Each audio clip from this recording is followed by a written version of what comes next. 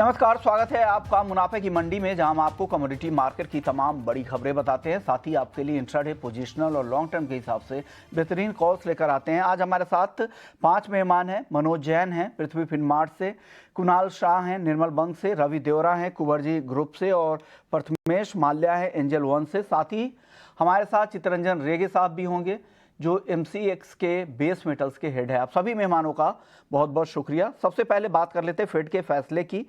हालांकि फेड ने ब्याज दरें तो नहीं बढ़ाने का फैसला किया, लेकिन जो कमेंट्री है आगे को लेकर वो काफ़ी सख्त है। 19 में से 12 गवर्नर अभी भी एक बार और ब्याज दरें बढ़ाने के पक्ष में हैं, यानी अगली बैठक जो नवंबर में होगी वहां पर ब्याज दरें बढ़ने की संभावना अब बढ़ गई है। और 2024 में फेड की कमेंट्री, जो पहले जून की कमेंट्री में संकेत मिले थे कि 4 बार ब्याज दरें 2024 में घटाई जाएंगी, उसे भी घटाकर दो बार अब ब्याज दरें ही घटाई जाएंगी।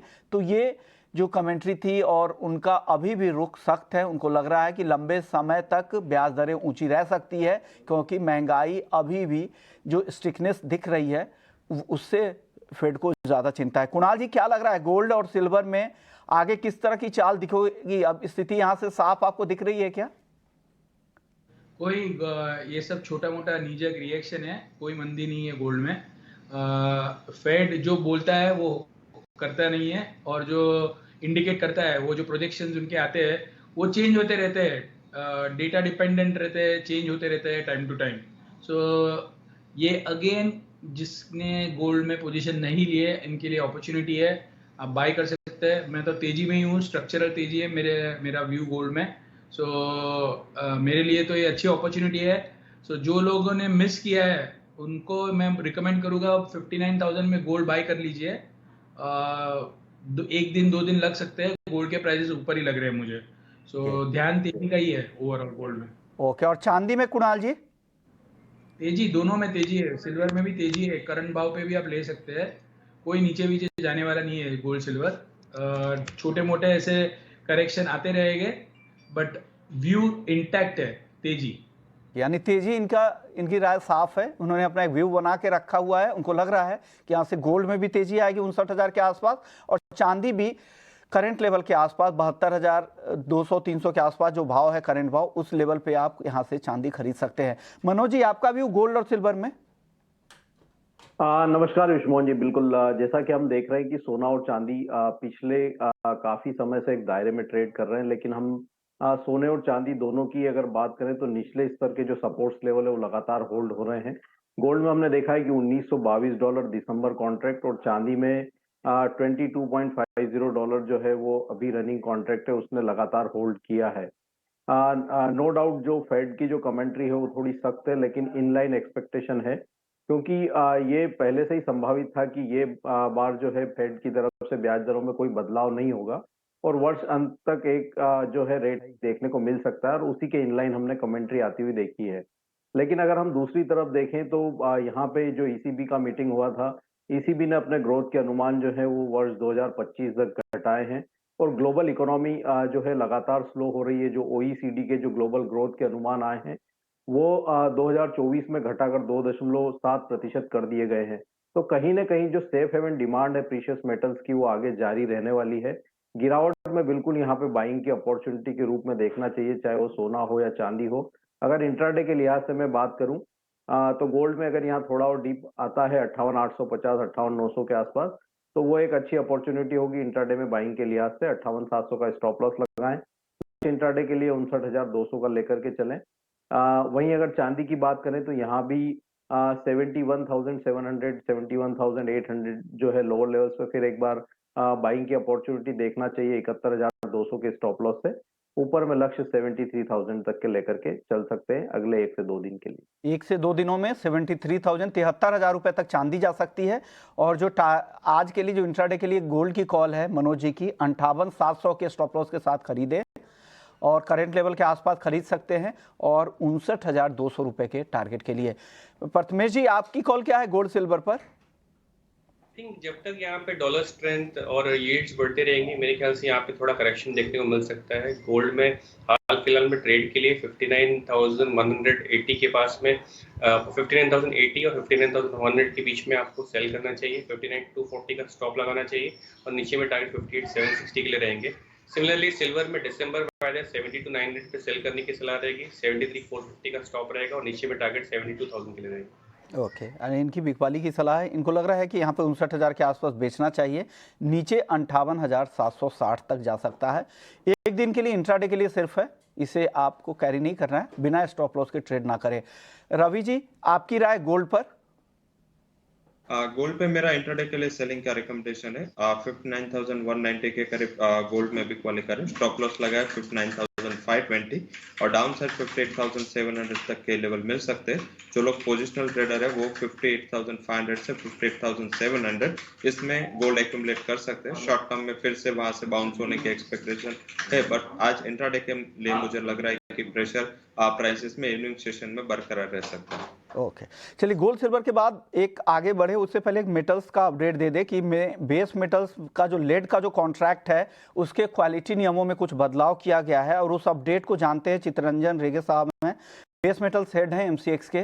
चित्तरंजन जी, ये किस कॉन्ट्रैक्ट से ये बदलाव लागू होंगे, जो क्वालिटी के जो नियम में आपने बदलाव किए कि लेड में अब 99.98% मिनिमम प्योरिटी जरूरी होगी और एमसीएक्स से मंजूरी वाले ब्रांड को भी, और जो एडिशनल डिलीवरी सेंटर जहां पे एलएमई से मंजूरी वाले ब्रांड के लिए भी ये प्योरिटी जरूरी है। किस कॉन्ट्रैक्ट से ये लागू हुआ है सर ये नियम? विश्वमोहन जी, ये कॉन्ट्रैक्ट में हमने नवंबर 2023 एक्सपायरी ऑनवर्ड्स के कॉन्ट्रैक्ट में तब्दीली लाई है। जैसा कि आपको पता होगा तो आज जो भी कॉन्ट्रैक्ट हमारे यहाँ पे ट्रेड होते हैं उसमें मिनिमम लेड की प्योरिटी 99.97% की होती है और अमूमन आप समझ लीजिए कि करीब 4 से 5 ग्रेड्स हैं, 99.97, 99.985, 99.99 और 994। इसके अंतर्गत जितने भी एलएमई रजिस्टर्ड ब्रांड्स हैं हमारे यहाँ पे सितंबर और अक्टूबर कॉन्ट्रैक्ट में डिलीवरेबल हैं। पर इसके साथ में जो हमने प्रक्रिया चालू करी थी एलएमई एमसीएक्स रजिस्टर्ड ब्रांड्स की, उसमें जो ग्रेड है वो 99.98% मिनिमम लेड की है। सॉरी, तो ये वाली जो ग्रेड है अब हम इसको प्राइमरी ग्रेड में तब्दील कर दिया है हमने नवंबर कॉन्ट्रैक्ट ऑनवर्ड्स, और इसको मैच करते हुए जो एलएमई रजिस्टर्ड ब्रांड्स हैं उसमें भी वो ब्रांड्स एलिजिबल होंगे जिनकी मिनिमम प्योरिटी 99.98% की है। तो ये तब्दीली, जैसे आपने पूछा, ये तब्दीली जो है नवंबर 2023 की एक्सपायरी से लागू होंगी। ओके सर, ये बदलाव क्यों किया गया है? विश्वमोहन जी, ये जो प्रोडक्ट एडवाइजरी कमिटीज में जो चर्चा होती थी उसमें ये साफ निकल के आया था कि जो रिफाइंड लेड और लेड का जो बाजार है जिसमें सबसे बड़ी तादाद में बैटरी मैन्युफैक्चरर्स और इन्वर्टर मैन्युफैक्चरर्स जो लेड कंज्यूम करते हैं, इनका ये कहना था कि जो इम्प्योरिटीज मतलब 99.97 या 99.98% की मिनिमम लेड की प्योरिटी होना तो एक बात है ही, लेकिन जो बैलेंस जो केमिस्ट्री है वो किस तरीके से होनी चाहिए इसके बारे में उनके कुछ प्रेफरेंसेस थे। तो सबसे पहले तो हमने उस ग्रेड को एक इवॉल्व किया और उसको हमने बीआईएस में रजिस्टर किया। उस ग्रेड के तहत जो ब्रांड्स हम एम्पैनल कर रहे हैं एमसीएक्स में, उनकी डिलीवरी अब प्राइमरी डिलीवरी ग्रेड हो जाएगा वो नवंबर एक्सपायरी से, और जो एलएमई के जो ब्रांड्स हैं जो मिनिमम 99.98% और उसके ऊपर के हैं वो जारी रहेंगे उनकी डिलीवरी। तो तब्दील करने का बेसिक कारण ये था कि जो 99.98% की जो एमसीएस की ग्रेड है जिसको हमने बीआईएस में एम्पैनल किया है, वो हाजिर बाजार की प्रोड्यूसर्स की, कंज्यूमर्स की, inverter manufacturers, battery manufacturers, automobile manufacturers, इन लोगों की जो है प्रेफरेंशियल ग्रेड है। तो हम ये चाहते थे कि जो भारतीय बाजार के मुताबिक जो ग्रेड है उसकी प्राथमिकता रहे, इस वजह से हमने ये तब्दीली करी। ओके सर, अब कुछ और बातें कर लेते हैं। बेस मेटल्स का जो ऑप्शंस का कॉन्ट्रैक्ट है बिल्कुल उसमें वॉल्यूम नहीं दिखता, कॉपर हो या जिंक हो, काफी बहुत ही थिन वॉल्यूम में कारोबार हो रहा है, क्या करने की जरूरत है सर? मतलब जो कॉन्ट्रैक्ट्स हमने ऑलरेडी लिस्ट किए हुए हैं उसमें अगर आप देखें तो जिंक का कॉन्ट्रैक्ट और कॉपर के कॉन्ट्रैक्ट में ऑप्शंस के लिस्टिंग है। निकल के कॉन्ट्रैक्ट में भी ऑप्शंस की लिस्टिंग है, पर फिलहाल निकल का कॉन्ट्रैक्ट जो है वो उसमें कामकाज न के बराबर होने की वजह से उसमें ऑप्शंस भी जो है मुझे लगता नहीं कि कंटिन्यू होंगे। पर कॉपर और जिंक की बात करें स्पेसिफिकली, तो ये जो कॉन्ट्रैक्ट की जो साइज है, प्राइस के वेरिएशन के चलते जो साइज होने की वजह से हमें उसमें दिक्कतें पेश आ रही थी। तो पहले तब्दीली जो हमने करी है वो ये है कि जिंक में एक छोटा मिनी कॉन्ट्रैक्ट ऑलरेडी लॉन्च हो गया है, करीब 2 से 3 महीने पहले। तो एक ये तब्दीली हो गई है, और कॉपर में भी हमारी कोशिश ये है कि अगर इसका मिनी तो कहना मुश्किल है, पर इसमें कुछ तब्दीली अगर हो सके जिससे कॉन्ट्रैक्ट की अफोर्डेबिलिटी जो रिटेल इन्वेस्टर के हिसाब से हो सके, तो पहली वो प्राथमिकता रहेगी, और उसके ऊपर जो ऑप्शंस का कारोबार होता है तो उसके बाद उसमें हमें लगता है कि हलचल कह लीजिए या थोड़ा और इंटरेस्ट आएगा। आज भी जो कॉपर का कारोबार है ऑप्शंस में, उसमें कुछ रुझान है, लेकिन मतलब जो जिस प्रकार से हमारा एक्सपेक्टेशन है उसके मुकाबले ये अभी भी कम है। तो क्या सर अब लोग जिंक मिनी ऑप्शंस लाने की तैयारी है क्या? नहीं, जिंक मिनी ऑप्शंस लाने की तैयारी तो नहीं है, लेकिन जिंक का जो कॉन्ट्रैक्ट है 5 टन वाला, उसमें जो कारोबार करते हैं उनके लिए डेल्टा हेजिंग या उसमें अपने आप को सेव करने के लिए, जो हेजिंग करने के लिए उनको जो छोटे यूनिट की जरूरत थी, तो वो मुझे लगता है कि एमसीएक्स जिंक मिनी कॉन्ट्रैक्ट से वो फैसिलिटेट होता है। लेकिन जिंक मिनी कॉन्ट्रैक्ट पे ऑप्शंस लाने का हमारा फिलहाल कोई विचार नहीं। जो 5 टन वाला कॉन्ट्रैक्ट है उसी में ऑप्शंस का कारोबार रहेगा, उसी में लिस्टिंग रहेगी, और हमारा प्रयत्न है कि उसी में रुझान बढ़े। ओके, शुक्रिया रेखे साहब, आपने वक्त निकाला और बताया कि क्या कुछ बदलाव हो रहे हैं और आगे आप क्या करने वाले हैं। चलिए, वक्त हो गया छोटे से ब्रेक। आज फिर से गिरावट दिख रही है, 7400 के आसपास एमसीएक्स पर भाव आ चुका है, $93 के आसपास ब्रेंट क्रूड है। कुणाल जी, क्या हो रहा है कच्चे तेल में? यहाँ से किस तरह की चाल दिख रही है आपको? जी, कच्चे तेल के फंडामेंटल तेजी के है। सो एक प्रॉफिट टेकिंग करेक्शन, जो भी आप टर्मिनोलॉजी यूज करें, वो अभी फिलहाल चल रहा है। आगे चलते हुए डिमांड कंसर्न अगर आते हैं तो नीचे आ सकता है। बाकी सप्लाई साइड से तेजी के इंडिकेशन नजर आ रहे हैं। 7350 के आसपास लॉन्ग पोजीशन इनिशिएट करनी चाहिए, 7280 का स्टॉप लॉस रखना चाहिए, 7500 तक के लेवल आपको फिर से दिखा सकता है। ओके, प्रथमेश जी, आपकी कॉल कच्चे तेल पर? मेरे को यहाँ पे से पुट बाय करने की सलाह रहेगी। 7400 का पुट ऑप्शन 230 के प्रीमियम पे मिल रहा है, 170 का स्टॉप रहेगा, टारगेट 360 के लिए रहेंगे। ओके, 7400 की पुट खरीदने की सलाह प्रथमेश जी की है। अब नेचुरल गैस की चाल देख लेते हैं। नेचुरल गैस में आज हल्की तेजी दिख रही है, दायरे में कह सकते हैं। अक्टूबर का कॉन्ट्रैक्ट 244 रुपए के आसपास है। मनोज जी, क्या राय है, नेचुरल गैस में क्या करना चाहिए यहाँ से? विश्वमोहन जी, नेचुरल गैस की अगर बात करें तो जो वाइडर रेंज है वो 220 से 240 की बनी हुई है पिछले काफी सेशन से अगर हम देखें तो, और निचले लेवल्स पे यहाँ बार बार जो है सपोर्ट जो है वो इमर्ज होते हुए नजर आए हैं। तो मेरा मानना है कि यहाँ पे अगर आज डिप में 224 के आसपास मिले तो नेचुरल गैस बाय करके चलना चाहिए।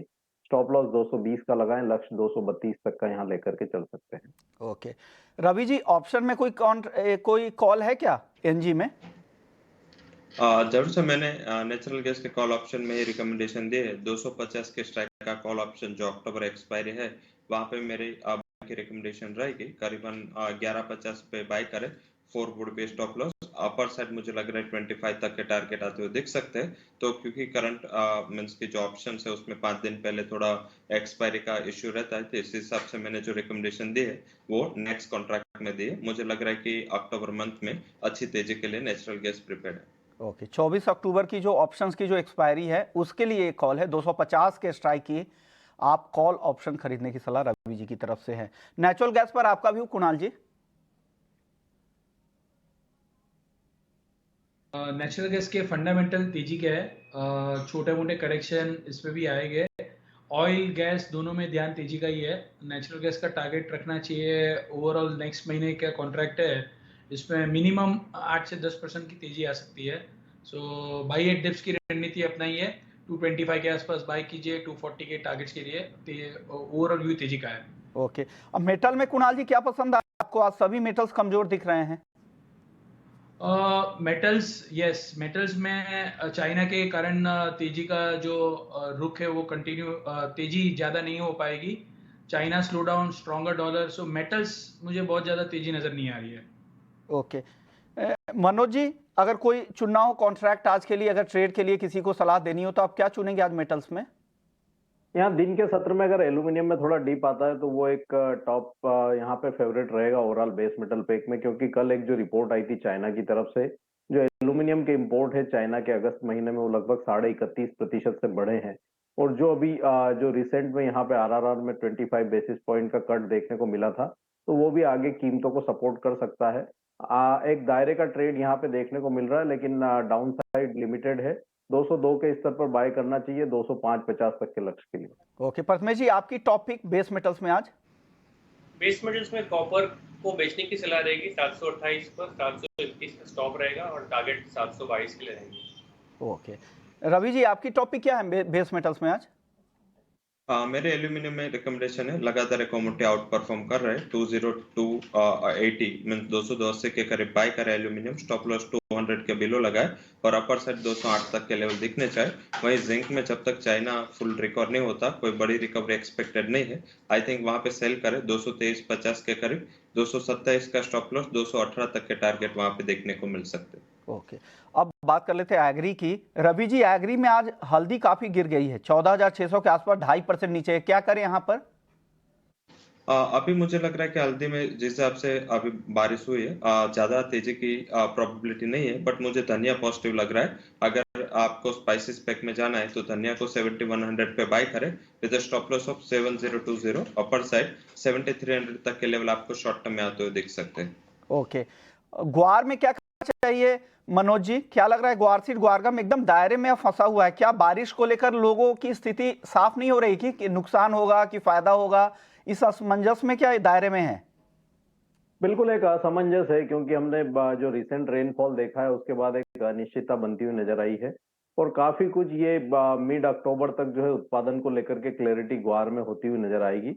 लेकिन हम देख रहे हैं कि यहाँ पे एक अच्छी सेलिंग ग्वार सीड और ग्वार गम में देखने को मिली थी और अब ये निचले स्तरों पर अपने सपोर्ट्स लेवल के आसपास जो है, चाहे वो ग्वार सीड हो या ग्वार गम, आते हुए नजर आए हैं। तो अब वर्तमान लेवल पर जो है फ्रेश सेलिंग की सलाह नहीं रहेगी।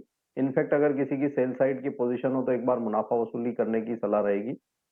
हमारा मानना है कि 5,750 ग्वार सीड अक्टूबर वायदा के लिए और 11,700 जो है ग्वारगम अक्टूबर वायदा के लिए अच्छे सपोर्ट्स रहेंगे। तो अपने सपोर्ट्स लेवल के आसपास अगर ग्वार सीड ग्वारगम आते हैं तो फिर वहां पे बाइंग की जो है रणनीति बनाई जा सकती है। ओके तो ग्वार को लेकर ये व्यू। शुक्रिया मनोज जी आपका, रवि जी आपका, परमेश जी और कुणाल जी आपका भी बहुत बहुत शुक्रिया। लेकिन चलिए इक्विटी मार्केट में लगातार